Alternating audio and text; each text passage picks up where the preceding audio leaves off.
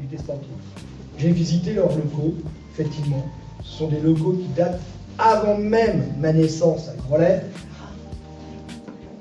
Quelques années quand même. Et donc qui n'ont pas été rénovés et qui sont aujourd'hui inadaptés. Vraiment inadaptés. Moi j'ai du mal à concevoir que des enfants qui font ce sport n'ont pas la possibilité d'avoir une douche avec de l'eau chaude. Ça, c'est pas concevable. Donc, nous avons pris un engagement de partir sur un bâtiment qui serait un bâtiment qui offrirait non seulement des vestiaires adaptés à ce club de foot, je vous rappelle, 350 adhérents. 500 adhérents, je vais donner un chiffre qui est pas bon là.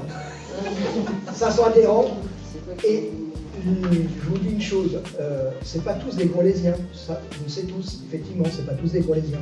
Sauf que si vous voulez faire une section de sport, il faut aussi avoir à tous les niveaux le nombre utile pour faire ces sections de sport. Donc nous avons besoin aussi des enfants des autres communes. Et d'ailleurs, pour certains, ces enfants des autres communes, ce sont des enfants d'anciens Grolésiens qui ont quitté Grollet parce que la vie fait que vous achetez autre part, mais qui connaissent le club de foot de Grollet et souhaitent que leurs gamins suivent leur parcours dans le club où les parents ont aussi fait un parcours lorsqu'ils étaient plus jeunes. Donc, on s'est engagé à mettre en place une réflexion et un bâtiment qui serait un bâtiment qui serait tout à fait adapté à la pratique, avec des vestiaires, avec des salles pour pouvoir, aux membres du bureau et aux associations de se développer, et aussi avoir des lieux pour pouvoir entreposer correctement leur matériel. Je suis allé voir aussi le bureau dirigeant du club de basket, salle Picherie. Le sol de la salle Picherie est le même sol à la création de cette salle. Ça montre qu'il y a pas mal d'années, un tel point qu'il y a des zones où c'est même une patinoire.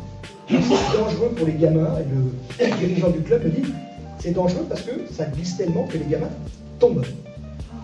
Aujourd'hui, je pense qu'il faut vraiment investir dans ces lieux parce que c'est un club qui en plus a un très très bon niveau, il est en régional, il est très connu, il y a énormément d'adhérents et donc il faut absolument qu'on investisse dans des équipements sportifs pour le jeune. On pourrait citer le club de l'association de pétanque de Grollet qui est morte, qui n'existe plus, il y a un terrain de pétanque aujourd'hui qui pourrait être de nouveau, et il y a eu par le passé des moments de festivité importants à Grollet à travers ce club. Le terrain existe toujours, il suffit de redonner des moyens pour refaire vivre ce terrain de boule avec ces compétitions qui ont passé à Grollet. Je peux vous dire que c'était des moments de festivité importants.